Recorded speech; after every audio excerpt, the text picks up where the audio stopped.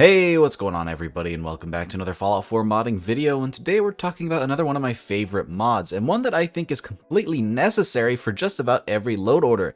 And that mod is the Grenade Expansion Pack 2, M79 Grenade Launcher and New Explosives mod by Sean S. This mod is going to add a lot, not only to the sandbox, but to combat in general, and it's going to change the way that you experience the game, at least a little bit.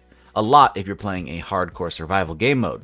Now at its core, this mod is going to fundamentally overhaul all of the explosives in the game. It's not really going to change too much with the vanilla stuff, but it's going to add so many new explosives, as well as a new device to launch said explosives and a new standalone grenade launcher as well that will shoot 40mm grenades. To start with, in terms of grenade variety, or explosive variety rather, there is a ton. In the vanilla game, all you got were grenades and mines, and they were in the forms of the regular frag grenades and mines, and the elemental types, being cryo, incendiary in the forms of molotovs, as well as plasma, pulse, etc.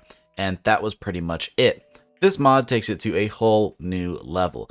Any explosive you could dream up is represented with this mod. You have explosives in the form of grenades, you have mines, you have charged explosives, you have remote detonated explosives, just like C4 from Fallout New Vegas, and the variety is absolutely insane. A really fun addition is the disguised explosives, which is the idea of throwing a mine inside of a teddy bear and just plopping it down somewhere random.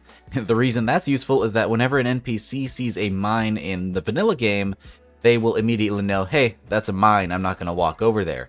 A bit of AI that kind of makes mines useless.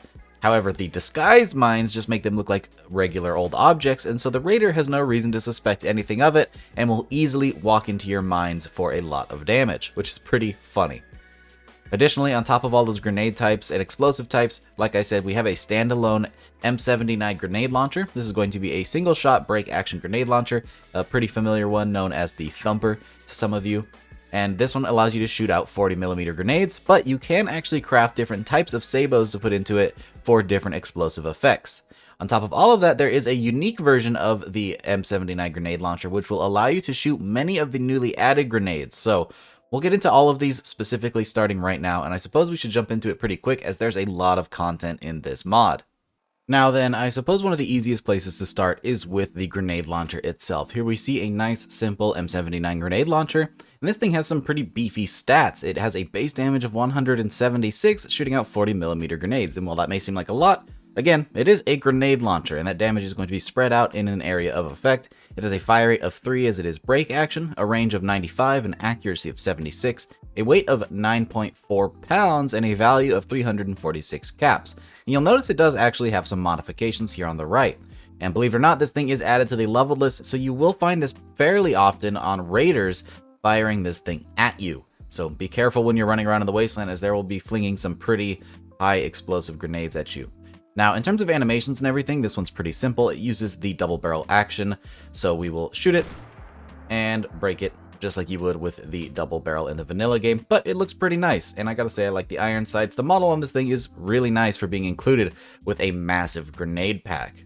Now, like I said earlier, believe it or not, this thing has a pretty good size of attachments over at the weapons workbench, so this mod is very feature rich. If we head over there really quick, we can check out this thing has the standard allotment of receivers with standard, light frame, heavy frame calibrated, but then the what would essentially be advanced receiver is known as the well-oiled receiver. Now, none of these are actually going to change out the damage, but rather they're each going to have their own unique effects, which I really like. The light frame is going to make it lighter, and that's it. The heavy frame is going to make it heavier, but it's going to use less action points in VATS. The calibrated is going to have better critical shot damage, and the well-oiled is going to give you a faster reload speed. That's definitely the one I would recommend so you can fling out grenades as fast as possible. The thing that's really going to change the damage on this is the different grenades you use, and we'll get into that in just a second. For barrels, you have your standard short and long barrel, nothing crazy there. For stocks, you have the short stock and the full stock. For sights, we have the standard sight. You can lower that sight, or you can remove it altogether. For the muzzles, we have no muzzle, a muzzle brake, and a spiked muzzle brake for improved bash damage. And then finally, we have our grenade section, where we have our standard 40mm grenades and a whole bunch of others. Now, these are grenades that will actually be available as throwable grenades, but can be converted into sabos for the grenade launcher. And as you can see, you can switch them out here at the weapons workbench, but it will require you to go to a weapons workbench to swap them out. And here we have options like acidic vapor, artillery shells, baseball grenades, bleeder darts, buffed mole rat repellent, buffed rat poison, buff out darts, concussion grenades, cryo grenades, damaged fusion cores, which are a mighty potent explosive, dirty bombs, dud frag grenades, dud incendiary grenades, dud pulse grenades, energy relays, flashbangs, frag grenades, frag stick grenades, incendiary grenades, pulse grenades, larva darts, liquid nitrogen. The list goes on. As you can see, we have access to so many explosive types. And I would read them all, but we're actually going to end up reading all of these once again over at the chemistry station. So, like I said, you have to switch out the sabos here, but there actually is an alternative to make this a faster process. In order to do that, you're going to need to head over to the location known as Gorski Cabin, which is just south of Concord. Head into the basement, and as you make your way to the end of the little dungeon, you will find something known as the St. Sean's Special. Pick that up, and you'll see that the legendary effect says that it replaces the gun bashing with the ability to swap ammunition. So we're going to grab that, grab some 40mm grenades, because why not? And let's check it out. If we equip the St. Sean Special, and we go to bash, you see we can choose our explosives on the fly, and it has nice categories here. We could choose contact explosive, and then it says which projectile do you want to fire, and here's where you would make that selection, except I don't have any on me currently, but if you did, this is where they would appear. Pretty sweet, and you can do it in the middle of combat without needing a weapons workbench. Alright, and now it is time for the bread and butter of this mod, the moment I'm sure you've all been waiting for, and that is the actual explosive section of this mod. All of the newly added grenades, as well as mines added, that can all be crafted over at the chemistry station with varying degrees of the explosive perks. So, starting with the first category, we have chemical grenades, where we have things like the amnestic mix, which is going to erupt on contact and makes the target forget the player's location. This is great for a stealth character. Anger air is going to cause enemies to frenzy. Fear toxin will make them run away. General anesthesia is going to reduce the target's damage resistance by 25% for 60 seconds. Paralyzing gas will erupt on target and paralyze the target for 10 seconds. Relaxing fragrance will make people passive. And tremor toxicant is going to disarm opponents, which is pretty neat. All of these are very useful utility grenades. We also have things like cluster grenades. We have the cryocell cluster. This is going to deploy 10 cryocell grenades that each do 20 plus physical damage and have the cryo effect. The fire bomb is going to have 10 combustible shells that will do the same thing but with fire damage. The grenade bouquet is going to be a bouquet of 6 frag grenades. Energized sentry rockets will deploy 5 energized cells that the sentry bots have.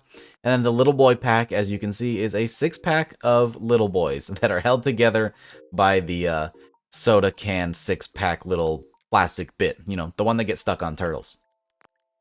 Then we have our contact grenades, my favorite category. Here's where you can craft your 40mm grenades for the launcher, though you cannot throw this as a human.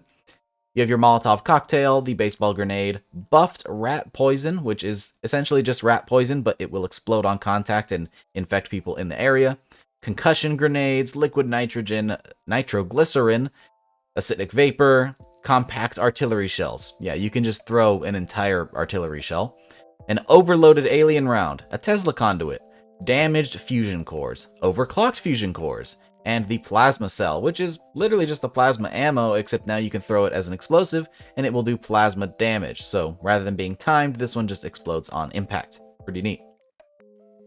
Then we have darts. This is going to be similar to the things that you would throw into the syringer rifle, except now you can just chuck them as grenades, which I think is honestly a little bit more useful in terms of the vanilla dart system. So we have the bleeder dart, buff out dart, the larva dart, Med X dart, Psycho dart, Stimpack dart, throwing knife, stick grenades, pulse stick grenades, plasma stick grenades. So these are all going to be tossed and have a longer fuse than the regular grenades, but will do similar explosive damage. This just gives you more time to get out of the area. Throwing knives are throwing knives, and all of these darts work similarly to their vanilla counterparts. What I like is a lot of these are actually sort of buffs and can be used to heal allies, which is pretty neat. Then we have our timed explosives. This is going to include your regular frag grenades and things like that, including duds. These are things that will actually never explode unless you target them in vats and shoot them, which is a pretty interesting mechanic. It's one that I've never used myself, but it is still pretty neat. We also have the Fury Grenade, which will cause enemies to frenzy. The Persuasion Grenade will have a chance to intimidate settlers for 8 minutes, so you can have a higher chance of persuading them in dialogue. The Predator Grenade will attract the attention of nearby predators like Deathclaws. The Holy Hand Grenade, which does appear to be mistextured, but it's the Holy Hand Grenade. You know what it does. We have Dynamite, which is just dynamite. Gamma Grenades, Incendiary Grenades, Buffed Mole Rat Repellent, Cryogenic Grenades, Flashbangs, one of my favorite additions to this mod, Irregular Frag Grenades, Gamma Grenades, Dirty Bombs, Energy Relays, Pulse Grenades, Nuka Grenades, Nuka Quantum Grenades, and your regular old Plasma Grenades.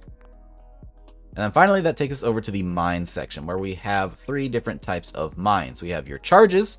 These are ones that have to be detonated by a remote detonator, which can be crafted in the utility section. You have your C4 charge, a pulse charge, a ballistic claymore trio, a nuka charge, and a plasma charge, which all of these are essentially the C4, but with different effects, except for that ballistic claymore trio. That one is just neat.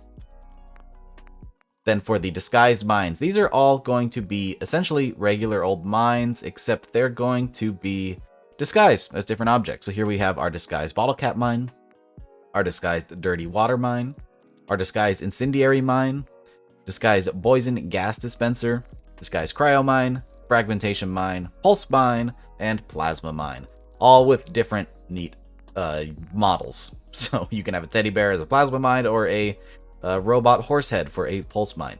Pretty neat. And then the traditional mines includes things like the alarm clock, which literally just makes noise and will attract attention after a set timer. Bottle cap mine, the dirty water mine. This one actually floats on water, which is super cool. The incendiary mine, the poison gas dispenser, the cryo mine, fragmentation mine, the acid trap, the pipe bomb, which is a really cool addition to this game, something I think raiders would actually be making, a pulse mine, a nuke mine, and a plasma mine.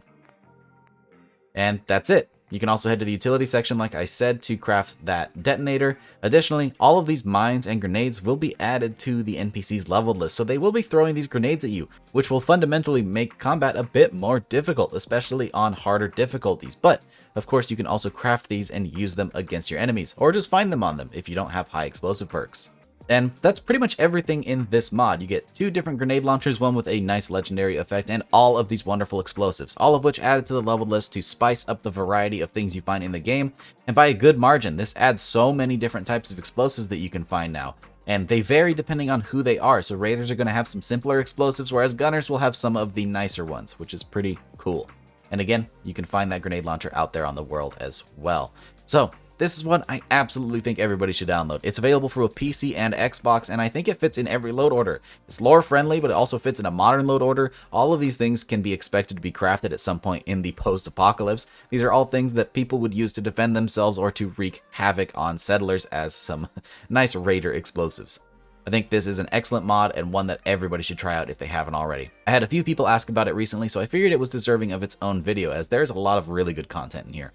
With that, I hope you guys enjoyed. If you did, don't forget to drop a like. It helps the channel out so much. Thanks so much for watching. Subscribe if you haven't already for more videos just like this, and I hope to see you guys in the next one.